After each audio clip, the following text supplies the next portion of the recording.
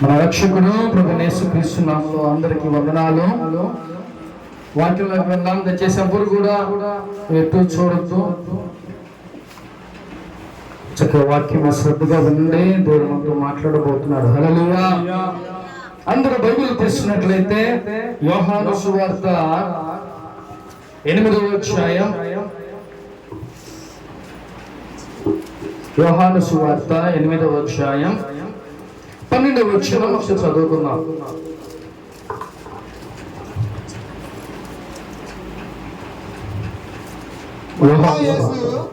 మరలా యేసు, నేను లోకమునకు వెలుగును, నన్ను వెంబడించువాడు వెలుగు కలిగి ఉండునని వారితో చెప్పాను. హల్లెలూయా. ఇక్కడ మరలా యేసు ప్రభువారు స్వయంగా మాట్లాడుతున్నాడు. ఏమనంటే, నేను లోకములకు వెలుగును, నన్ను వెంబడించువాడు చీకటిలో నడవక జీవపు వెలుగు కలిగి ఉండునని వారితో చెప్పాను. హల్లెలూయా. యేసు ప్రభువారు స్వయంగా తన శిష్యులతో మాట్లాడుతున్నాడు. ఏమనయ్యా అంటే, యేసు ప్రభువారు నేను వెలుగై ఉన్నా, నాకు సంబంధించిన వాళ్ళు గాని, నా బిడ్డలు గాని, లేకపోతే నా పిల్లలు గాని, వీళ్ళందరూ ఎలా ఉండాలంట? వెలుగై ఉండాలి, వెలుగులో నడవాలని చెప్పి యేసు ప్రభు వారు మాట్లాడుతున్నాడు ఈ రోజు మనతో. కాబట్టి ఈ రోజు నువ్వు వెలుగులో నడుస్తున్నావా, చీకట్లో నడుస్తున్నావా? ప్రేమ దేవుని బిడ్డ, ఒకసారి జ్ఞాపకం చేసుకో. దేవుడు వెలుగులో ఉన్నాడు కాబట్టి మనం కూడా వెలుగై ఉండాలి. అంటే వెలుగు చీకటి అంటే ఏంటో తెలుసా? వెలుగులో ఎప్పుడు కూడా బాహాటంగా మనకి అన్ని కనబడతాయి, కానీ చీకట్లో ఏది కూడా కనపడదు. అంటే చీకట్లో ఎలాంటి పనులైనా చేస్తారు. చీకట్లో చాలా మంది వాళ్ళ ఇష్టానుసారంగా ప్రవర్తిస్తారు. అంటే చీకట్లో దొంగతనాలు చేస్తారు, లేకపోతే చీకట్లో ఇంకా అనేకమైన పనులు చేస్తారు. ఎందుకంటే కనపడదు కదా చీకటి. కాబట్టి మనం చీకటిగా ఉండాలా, లేకపోతే వెలుగై ఉండాలా? సరే జ్ఞాపకం చేసుకోండి ప్రేమైన దేవుని బిడ్డ. మన దేవుడు ఎలా ఉన్నాడంట?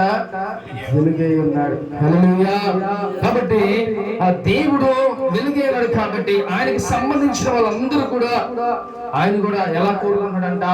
వెలుగై ఉండాలి అని చెప్పి యేసు ప్రభువు వారు కోరుకుంటాడు. ప్రేమైన దేవుని బిడ్డ, ఈ రోజు నువ్వు కూడా వెలుగులో నడవాలి, ఒక వెలుగై దేవునిలాగా నువ్వు జీవించాలని దేవుడు మనతో మాట్లాడతాడు. హల్లెలూయా. ఒకసారి చూద్దాం, 13వ వచనం కూడా చూద్దాం. 13, 14 కూడా. కాబట్టి పరిసయ్యులు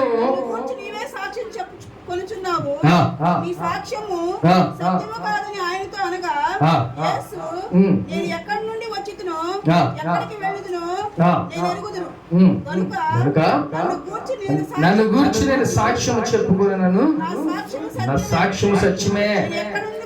నేను ఎక్కడి నుంచి వచ్చున్నాను చాలు. హల్లెలూయా. ఇక్కడ పరిసయ్యులు, పెద్దలు, వీళ్ళందరూ కూడా యేసు ప్రభువు వారి దగ్గరికి వచ్చి, ఏంటయ్యా నువ్వేదో పెద్ద గొప్పగా నీ సాక్ష్యం నువ్వే చెప్పుకుంటున్నావేంటి? నీ సాక్ష్యం గొప్పది కాదు, లేకపోతే ఏమంటారంట, నీ సాక్ష్యం సత్యము కాదని ఆయనతో అనగా, అంటే నీ సాక్ష్యం అంటే అది గొప్పది కాదు. అంటే ఇక్కడ ఆ క్రైస్తవులుగా మనకి ఏం కావాలి అంటే ఒక సాక్ష్యం మనకి అవసరం. అసలు క్రైస్తవుడు సాక్ష్యం జీవితం కలిగి ఈ లోకంలో మనం జీవించాలంటే మనకంటూ ఒక సాక్ష్యం ఉండాలి. నువ్వు క్రైస్తవునిగా కాకముందు, దేవుని బిడ్డగా కాకముందు నువ్వు ఎలా జీవించావో ఏంటో ఇదంతా ఒక సాక్ష్యంగా నువ్వు ఉండాలి. నువ్వు ఇతరులకు చెప్పాలంటే ఏం చెప్తావు? దేవుడు నా జీవితంలో కార్యం చేశాడు, ఓకే కార్యాలు చేస్తాడు నా దేవుడు, కానీ నీ బ్రతుకు గురించి నువ్వు చెప్పుకోవాలి. ఒకప్పుడు నేను ఇలా జీవించా, ఒకప్పుడు నేను తాగేవాడిని, లేకపోతే ఒకప్పుడు నేను తిరిగేవాడిని, లేకపోతే ఒకప్పుడు నేను సిగరెట్లు తాగేవాడిని అని చాలా మంది సాక్ష్యం చెప్తారు. అది సాక్ష్యం అంటే. అంతే, దేవుడు మనకు జ్వరం తగ్గించాడు, లేకపోతే ఇంకో రోగం తగ్గించాడు, ఓకే ఇవన్నీ దేవుడు చేస్తాడు, కానీ నీదంటూ ఒక గొప్ప సాక్ష్యాన్ని నువ్వు అంటే సాక్ష్యాన్ని నువ్వు బ్రతుకున్నంత కాలం కూడా కాపాడుకోవాలి. సాక్ష్యం చాలా విలువైనది. నువ్వు దేవుళ్ళకి వచ్చిన తర్వాత ఆ సాక్ష్యాన్ని పోగొట్టుకోకూడదు. ఆ సాక్ష్యాన్ని అలాగే నువ్వు చెప్పుకుంటూ నువ్వు బ్రతికున్నంత కాలం నీ సాక్ష్యాన్ని నువ్వు కాపాడు. ఒకప్పుడు నేను దేవుళ్ళు లేనప్పుడు ఇలా ఉండేవాడిని, కానీ దేవుళ్ళలోకి వచ్చిన తర్వాత ఆ క్రమేణా ఒకటమ్మట ఒకటి అన్ని మానేసుకుంటూ దేవుళ్ళలో నిలబడి ఇప్పుడు దేవుని పనికి నేను సహకరిస్తున్నా, దేవుని పనిలో నేను ఉంటున్నా, దేవుని కోసం నేను బ్రతుకుతున్నా అని నువ్వు సాక్ష్యం చెప్తే నీ సాక్ష్యం ద్వారా అనేక మంది మారుతారు. కాబట్టి సాక్ష్యం అనేది చాలా అవసరం మన జీవితంలో. అందుకే యేసయ్యను కూడా అడుగుతున్నారంట, నీ సాక్ష్యం అంటే అది గొప్ప కాదు, నీ సాక్ష్యం సత్యం కాదు అని చెప్పి దేవుణ్ణే వాళ్ళు అడుగుతున్నారంట. హల్లెలూయా. కాబట్టి ప్రేమ దేవుని బిడ్డ, అంటే ఇక్కడ మనకి కంపల్సరిగా సాక్ష్యం అనేది చాలా అవసరం. ఈ సాక్ష్యాన్ని మనం చాలా జాగ్రత్తగా కాపాడుకోవాలి. హల్లెలూయా. కాబట్టి ప్రేమ దేవుని బిడ్డ, ఇక్కడ దేవుడు లోకానికి ఎంతో వెలుగై ఉన్నాడు, కాబట్టి చీకటిగా మనం ఉండకూడదని చెప్పి దేవుడు మాట్లాడుతున్నాడు. కాబట్టి మనం వెలుగు వలె అనేక మందిని వెలిగించేవారిలాగా లోకంలో మనం జీవించాలి. హల్లెలూయా. చూద్దాం, అదే 8వ అధ్యాయం 2వ వచనం నుంచి చదువుదాం. తెల్లవారుగానే తిరిగి దేవాలయంలోనికి రాగా ప్రజలందరూ ఆయన యొద్దకు వచ్చి కనుక ఆయన కూర్చుండి బోధించుచుండెను. యేసు ప్రభువారు అంట ఆ ఒలివ కొండకి వెళ్ళి తెల్లవారుజాము అవగానే ఏం చేశాడంట, దేవాలయానికి వచ్చి ఆయన కూర్చోగానే ఆయన దగ్గరికి ఉన్న ప్రజలందరూ రాగానే వాళ్ళకి స్వార్థ చెప్పడం మొదలు పెట్టాడు. ఈ మొదలు పెట్టే టైంలో ఈ శాస్త్రులు పరిచయాలు ఎప్పుడు ఎక్కడ ఏం జరిగిద్దా, లేకపోతే ఆ యేసు ప్రభువారు ఎక్కడ పట్టుకున్నామా, ఇవన్నీ వాళ్ళు ఆలోచిస్తే ఎప్పుడు తిరుగుతా ఉంటారు. ఈ పరిచయాలు శాస్త్రులు వీళ్ళు ఏం చేశారంటే, చూద్దాం ఒకసారి 3వ వచనం చూద్దాం. శాస్త్రులను పరిసయ్యులను వ్యభిచారమందు పట్టబడిన ఒక స్త్రీని తోడుకొని వచ్చి ఆమెను మధ్య నిలవబెట్టి, బోధకుడా, ఈ స్త్రీ వ్యభిచారం చేయుచుండగా పట్టబడెను, అట్టి వారిని రాళ్ళు రువ్వి చంపవలెనని ధర్మశాస్త్రంలోని మోషే తనకు ఆజ్ఞాపించెను కదా, అయినను నీవేం చెప్పుచున్నావని ఆయన అడిగిరి. యేసు ప్రభువారు అక్కడ అనేక మందికి ఆ సువార్తను అందిస్తూ అక్కడ కూర్చొని ఉంటే శాస్త్రుల పరిచయాలంట ఒక వ్యభిచారం చేసి ఒక స్త్రీని తీసుకొని లాక్కొని వెళ్ళి ఆయన దగ్గర ఇచ్చుకొని తీసుకెళ్ళి ఆయన దగ్గర పడేయగానే యేసు ప్రభువారిని ఒక మాట అడుగుతున్నారు, అయ్యా ఈ వ్యభిచారం చేస్తూ ఈ స్త్రీ దొరికింది, కాబట్టి మోషే ధర్మశాస్త్ర ప్రకారం మనం ఏం చేయాలి, రాళ్ళు పెట్టి కొట్టి చంపేయాలి. ఈ యొక్క విషయాన్ని ఇప్పుడు నువ్వేం చెప్తావు అని వాళ్ళు ఎదురు చూస్తున్నారు. ఇప్పుడు ఈయన ఏదైనా వ్యతిరేకంగా ఏమైనా మాట్లాడతాడేమో, లేకపోతే అలాగే చేస్తారేమో అని ఆ ప్రజలందరూ ఎదురు చూస్తున్నారంట. ఒక పక్కన ఆ స్త్రీ ఏమో భయపడిపోతుంది, నన్ను రాళ్ళు పెట్టుకొని చంపేస్తారేమో అని డిసైడ్ అయిపోయింది. కానీ యేసు ప్రభువారు ఆ దగ్గరికి వెళ్ళగానే ఆయన ఏం చెప్పాడంట, ఒకసారి చూద్దామా. ఆయన మీద నేర్పు మోపవలెనని ఆయన శోధించుచు ఇలాగని అడిగిరి. అయితే యేసు వంగి నేల మీద వ్రేలుతో ఏవో రాయిచుండెను. చాలు. హల్లెలూయా. ఇప్పుడు యేసు ప్రభువారు ఆ ధర్మశాస్త్ర ప్రకారం ఆయన చెప్తాడా, లేకపోతే ఈయన సొంత ఆలోచనలు చెప్పి ఇది చేస్తాడా అని చెప్పి ఆయన మీద ఏదో ఒక నేరం మోపాలని చెప్పి వాళ్ళు ఎదురు చూస్తారని ఆయన శోధిస్తారంట. ఏం చేద్దాం, ఇప్పుడు నువ్వేం చెప్తావు, దీనికి సమాధానం ఏ శిక్ష విధిద్దాం అని చెప్పి ఆయన అడుగుతుంటే యేసు ప్రభువారు వెంటనే ఆయన ఏం చేశాడంటే ఆ కింద ఒక అక్షరాలు రాస్తా ఉన్నాడంట. కాబట్టి పాత నిబంధన గ్రంథంలో ఆ వ్యభిచారం చేసే వారికి రాళ్ళ పెట్టి కొట్టి చంపే ఒక ఆజ్ఞ ఇచ్చారు. ఆ టైంలో అలాగే చేసేవాళ్ళు. కానీ ఇప్పుడు యేసు ప్రభువారు వచ్చిన ధర్మశాస్త్రం అంతా కొట్టేశారు. ఒకసారి చూద్దాము. మన ద్వితీయోపదేశకాండం 22వ అధ్యాయం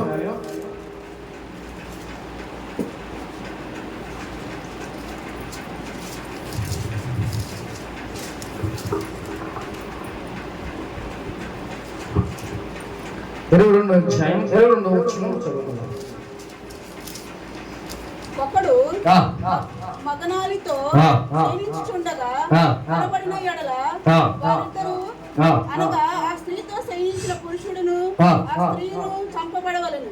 అట్లు ఆ చెడుతనమును ఇశ్రాయేలు నుండి పరిహరించుదురు. చాలు. హల్లెలూయా. ఇక్కడ ఈ పాపములో పట్టబడిన స్త్రీని తీసుకొచ్చి చంపేస్తానని చెప్పి అంటున్నారు. కానీ మోషే రాసిన ధర్మశాస్త్ర ప్రకారం ఎలా ఉందంట, తప్పు చేసిన ఇద్దరిని, మగవారిని అలాగే ఆడవారిని కూడా ఇద్దరు తీసుకెళ్లి చంపేయమని చెప్పి అక్కడ ఉన్న ధర్మశాస్త్ర ప్రకారం రాసి ఉంది. కాబట్టి ఇక్కడ పట్టబడిన స్త్రీ ఈ పాపం చేసిన ఈ స్త్రీని ఏం చేస్తారంట, తీసుకెళ్లి యేసయ్య దగ్గర ఉంచోబెట్టారు. కానీ యేసు ప్రభు వారు ఈయన ఏం సమాధానం చెప్తారా, లేకపోతే ఏం శిక్ష విధిస్తారా అని అందరూ ఎదురు చూస్తున్నారు. ఎందుకంటే ఏదైనా ధర్మశాస్త్ర ప్రకారం కాకుండా ఏదైనా చేస్తే యేసయ్య మీద ఆ నేరాన్ని మోపుదాం అని చెప్పి వాళ్ళంతా ఎంతగానో ప్రయత్నం చేస్తున్నారు. కానీ యేసు ప్రభు ఏం చేస్తారంట, కింద వంగి ఏదో రాస్తున్నారంట. అంటే ఈ ప్రజలందరూ ఏమనుకుంటున్నారంటే, ఏంటి ఇక్కడ ఉంది రాస్తున్నాడు ఏంటో, అంటే శిక్ష గురించి ఆయన రాస్తున్నాడా ఏంటో అని చెప్పి అందరూ జనాలు వెయిట్ చేస్తున్నారు. ఏం చేద్దామా ఏంటా అని. ఆల్రెడీ అక్కడ రాళ్ళు ఒక గుట్టలాగా పెట్టేసి రెడీగా ఉంచారు. దేనికని, ఆ స్త్రీని చంపేద్దామని. ఓ పక్కన స్త్రీ ఏమో భయపడిపోతుంది, ఎలాగైనా ఈ రోజు నన్ను చంపేస్తారని. కానీ ఆ ప్రజలంతా రాళ్ళను ఒక గుట్టగా చేసుకుని పక్కన ఉంచుకున్నారు. ఒక పక్కన యేసయ్య వంగి రాస్తున్నాడు. అప్పుడు అక్కడ ఉన్న ప్రతి ఒక్కరు కూడా, చిన్నవాళ్ళు గాని పెద్దవాళ్ళు గాని ప్రతి ఒక్కరు కూడా అక్కడ రెడీగా ఉన్నారు ఆమెను చంపేయటానికి. ఎప్పుడైతే ఆయన అక్షరాలతో రాశారో వెంటనే ఎవరైతే ఆ పాపం చేయకుండా వాళ్ళు మొట్టమొదటిగా రాయి వేయమని చెప్పి దేశ ప్రభు అక్కడ రాసింది. అయితే ఎవరికి వాళ్ళు వెళ్ళి చూస్తే అంటే లోకంలో పాపం చేయనటువంటి ఎవ్వరు కూడా ఉండరు. కానీ దాన్ని ఒప్పుకొని విడిచిపెట్టి యేసయ్య దగ్గరికి వస్తే మన దేవుడు అంత గొప్ప దేవుడు అంటే దాన్ని క్షమించి చక్కగా ఆయన హత్తుకుంటారు, అని బిడ్డగా చేసుకుంటారు. కానీ ఎప్పుడైతే అక్కడ ఉన్న వాళ్ళందరూ కూడా ఆ మాటను చూసి అలయించారంటే, విషయమైన ఉంది అంటే ఆశ్చర్యపోయారు. ఏంటి ఈ మాట యేసు ప్రభు రాశారని. కాబట్టి ఆయన వంగి ఆ మాట రాసి వీళ్ళు చూడగానే యేసు ప్రభు తిరిగేసరికి ఒక్కడ కూడా అక్కడ రాళ్ళు అలాగే ఉన్నాయి. అక్కడ స్త్రీ చూస్తే ఆవిడ అలాగే ఉంది. ఆమె అయితే నేను చచ్చిపోవడానికి రెడీగా ఉన్నానని చెప్పి ఆమె సిద్ధపడిపోయి ఉంది. కానీ అక్కడ జనాలు మట్టికి ఒక్కళ్ళు కూడా లే. ఎందుకని దాని అర్థం ఏంటి అంటే, వచ్చిన జనాలు కూడా పాపం చేస్తున్నారనే దాని అర్థం. హల్లెలూయా. కాబట్టి ప్రియమైన దేవుడా, ఆ స్త్రీ కూడా భయపడిపోయింది. ఇక్కడ ఏ తీర్పు వస్తుందో, రాళ్ళు పెట్టి నన్ను చంపేస్తారేమో అని భయపడుతుంది. కానీ యేసు ప్రభు వారు ఆయన గొప్ప మనసు కలిగిన వాడు. ఆయన క్షమించే మనసు ఉంది. ఆయనకి ఏ అధికారం ఉందంటే పాపాలను క్షమించే అధికారం ఈ లోకంలో ఎవ్వరు కూడా అంటే అధికారం లేదు. కానీ మన పాపాలన్నీ క్షమించే అధికారం మన యేసయ్యకి ఉంది. హల్లెలూయా. కాబట్టి ఎప్పుడైతే ఆ స్త్రీని వెంటనే యేసయ్య పాదాల దగ్గరికి వెళ్ళిపోయి కన్నీరు కారుస్తుంటే ఆయన ఏమన్నాడు తెలుసా? ఒకసారి చూద్దామా మనం.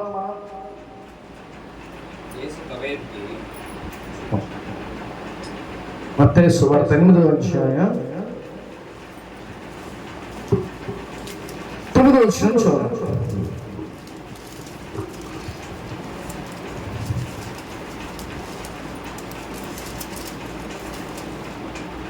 నేను కూడా అధికారమునకు లోబడిన వాడను.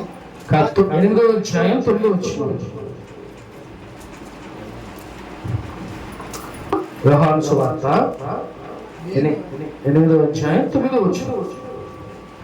వారు ఆ మాట విని పెద్దవారు మొదలుకొని చిన్నవారి వరకు ఒకని వెంట ఒకడు బయటికి వెళ్ళరి. యేసు ఒక్కడే మిగిలిను, ఆ స్త్రీ మధ్య నిలవబడి ఉండెను. హల్లెలూయా. అంటే అక్కడ ఎవరెవరు ఉన్నారంటే చిన్నవాళ్ళు కానీ పెద్దవాళ్ళు కానీ అందరూ కూడా అక్కడే ఉన్నారు.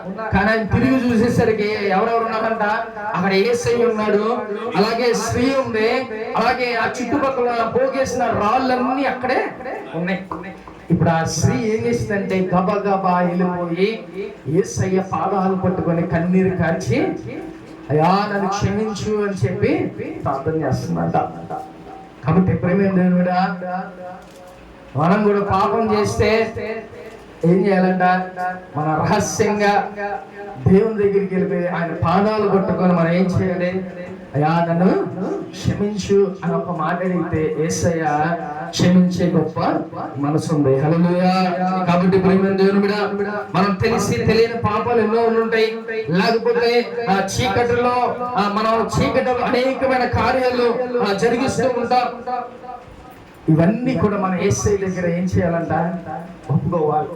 ఇవన్నీ ఒప్పుకుంటే యేసు ప్రభువు వారు ఆయన క్షమించి ఆయన చక్కగా తన యొక్క పరలోక రాజ్యంలోకి మనల్ని తీసుకుని వెళ్తాడు. ఒకవేళ మన పాపాలు అలాగే ఉంటే, ఒకవేళ దేవుడు అడగకపోతే నీ పాపాలు ఎలా ఉంటే తెలుసా? వచ్చేసే ప్రతి పాపం నీ పిల్లల ఒళ్ళో పడతాయి అంట. కాబట్టి ఇప్పుడే యేసయ్యను మనం అడిగితే మన పాపాలన్నిటినీ క్షమిస్తాడు. హల్లెలూయా. ఒకసారి నేను ప్రేయర్కి వెళ్ళేసి రాత్రి దాదాపు 1 గంట అయిద్దాము. ఆ టైంలో ఇంటికి వెళ్తుంటే కొంతమంది కుర్రోళ్ళు అక్కడ సిగరెట్ తాగుతున్నారు. నాకు చూసాను. నేను ఎప్పుడైతే నేను వస్తున్నానో వెంటనే అదే అన్నయ్య వస్తాడని పక్కకి తిరిగి వెళ్ళాడని నేను వెళ్ళిపోయిన తర్వాత మళ్ళీ అంటే చీకట్లో మనల్ని ఎవరు చూడరులే, మనం ఏదైనా చేయొచ్చు, లేకపోతే మనల్ని ఎవరు చూస్తున్నాడు అని మనం అనుకుంటా ఉంటాం చాలా మంది. కానీ పాపం ఎప్పటికైనా ఏమైందంట?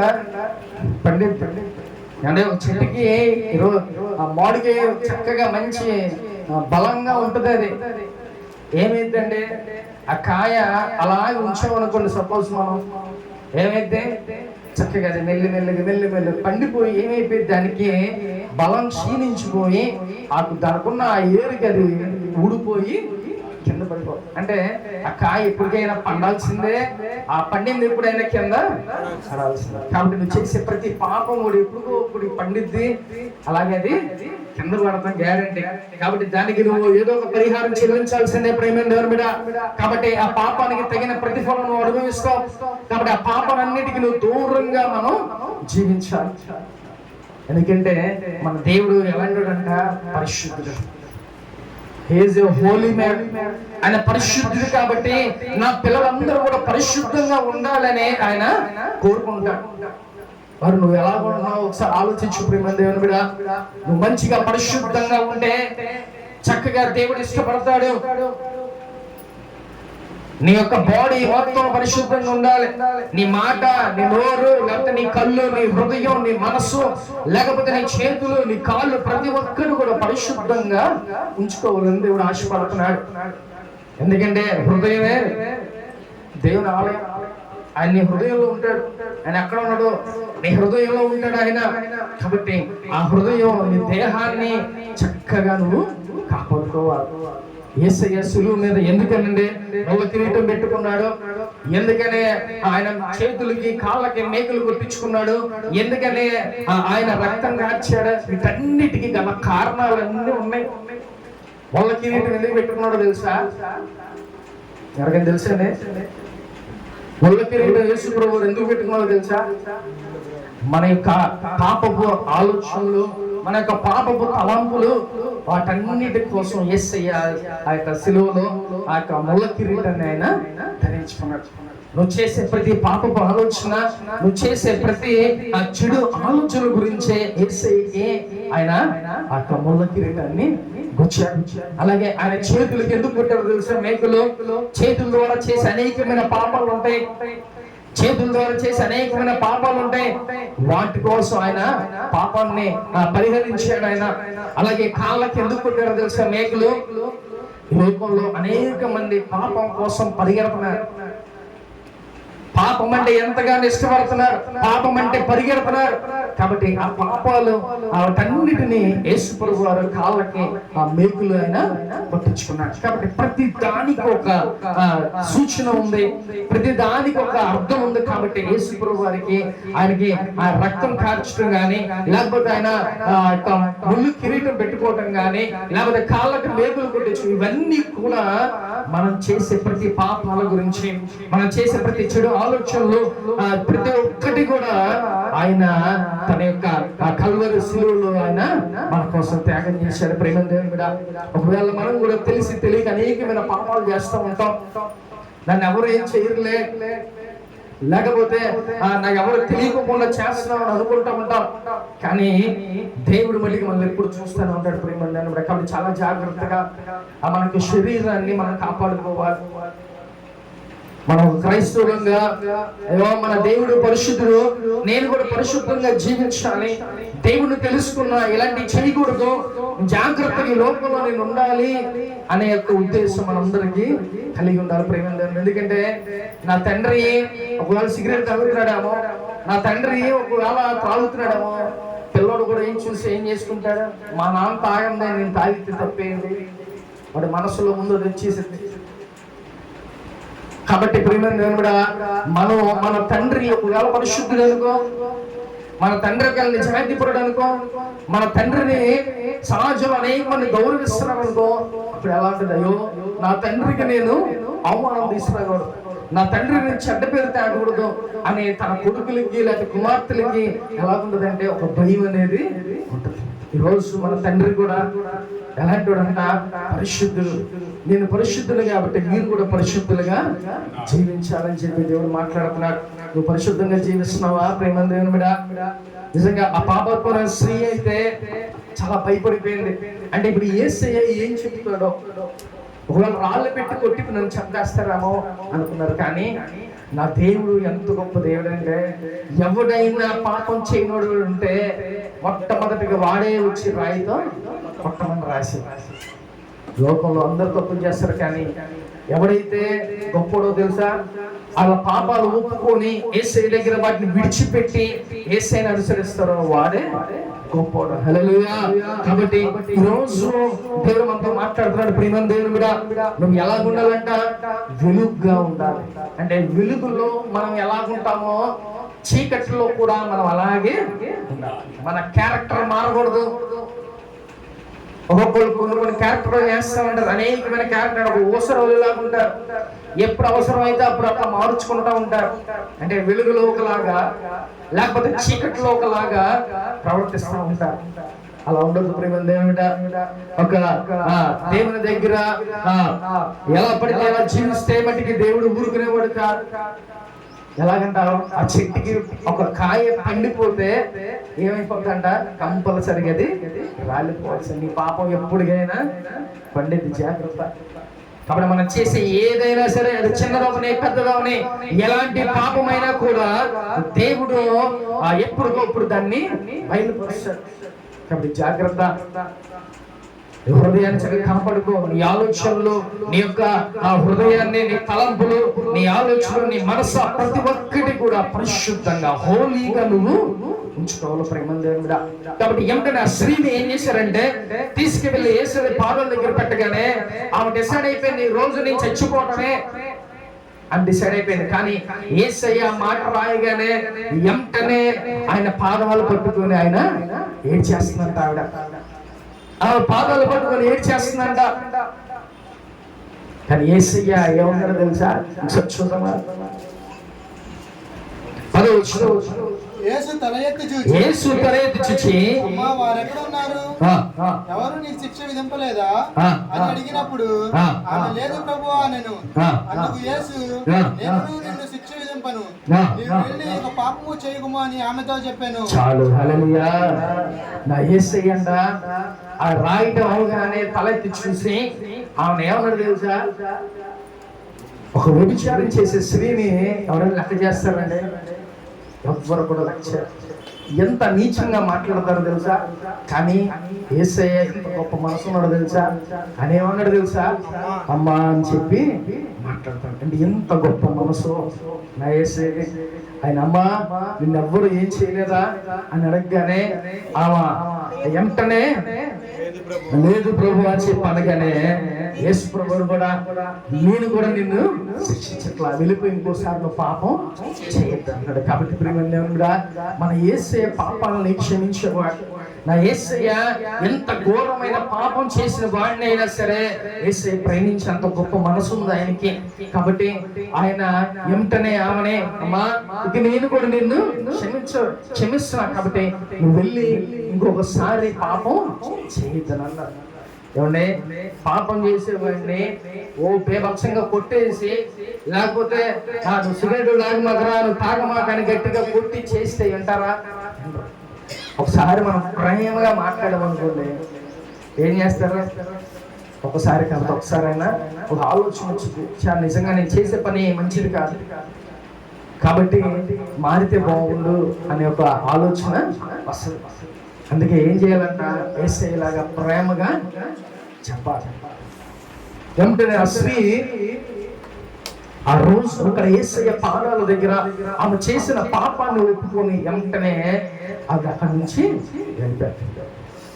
కాబట్టి ఎంత శక్తి కలిగిన దేవుడు అండి మన దేవుడు. మన పాపాలన్నీ క్షమించాడు. చాలా మంది నేను ఇంకెప్పుడు చేయను ప్రభువా ఈ పాపం అని అంటాం. మళ్ళీ ఏమైతే మళ్ళీ అదే పాపంలో పడిపోతా ఉంటాం. కాబట్టి మనం ఏం చేయాలంట? ఒకవేళ మనం విడిచిపెట్టలేని పాపాలు ఏమైనా ఉంటే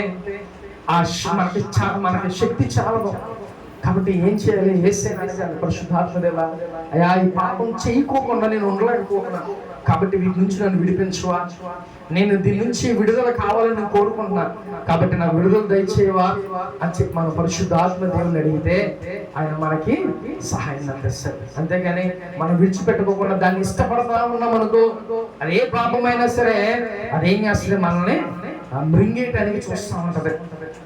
కాబట్టి ఈరోజు యేసయ్య ఏం కోరుకుంటాడంటే, నువ్వు పాపాలు చేసేయడం ఓకే, నువ్వు దాన్ని విడిచిపెట్టి యేసయ్య దగ్గరికి వస్తే అది క్షమించి దేవుడు నిన్ను పరిశుద్ధంగా మార్చగలడు. హల్లెలూయా.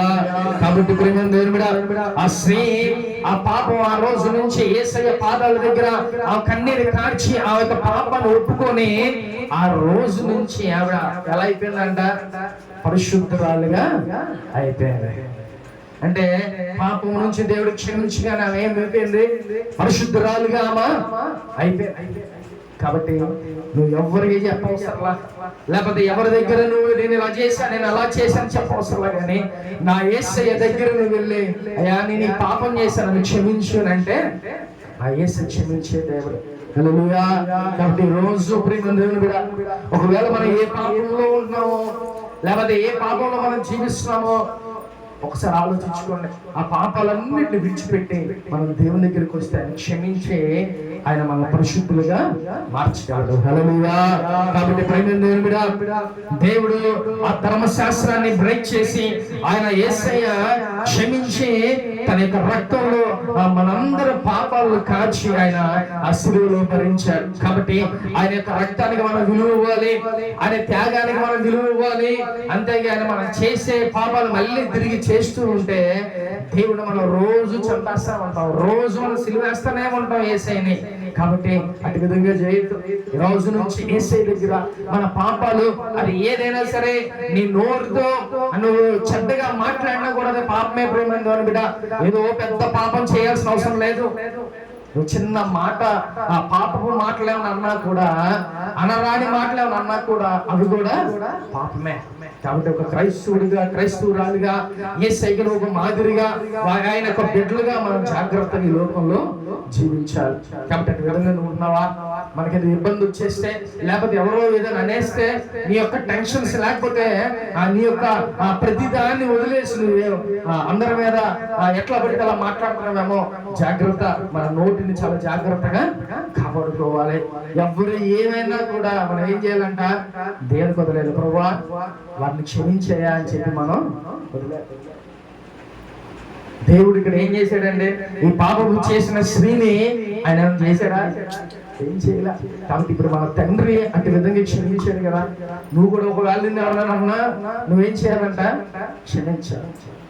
అయ్యా దేవా నువ్వే చూసుకో, అప్పుడు దేవుని యొక్క స్వారూపం నీలోకి ఉంటుంది. ప్రేమ దేవుని బిడ్డ, కాబట్టి ఈరోజు దేవుడు మనల్ని ఎలా కోరుకుంటున్నాడంటే, నీకున్న సమస్త పాపాలన్నింటిని విడిచిపెట్టేసి యేసయ్య దగ్గరికి వస్తే ఆయన క్షమించి మన పరిశుద్ధులుగా చేయగలడు. హల్లెలూయా. కాబట్టి ప్రేమ దేవుని బిడ్డ, ఈరోజు యేసయ్య దగ్గరికి వచ్చి నీ పాపాలన్నీ ఒప్పుకొని నువ్వు విడిచిపెట్టగలవా? నీ పాపాలన్నీ నువ్వు విడిచిపెట్టలేని పాపాలన్నీ కూడా విడిచిపెట్టేసి దేవుని దగ్గర ఉంటే దేవుడు నీకు ఒక శక్తిని ఇస్తాడు, వాటన్నిటి విడిచిపెట్టే శక్తిని దేవుడు నీకు అనుగ్రహిస్తాడు. ప్రేమ దేవుడా, చక్కగా దేవునితో నడుద్దాం, పరిశుద్ధంగా ఈ లోకంలో మనం జీవిద్దాం. హల్లెలూయా. ఆత్మ చూసిన మాట ఆచరణ గాక. ఆమేన్. హల్లెలూయా.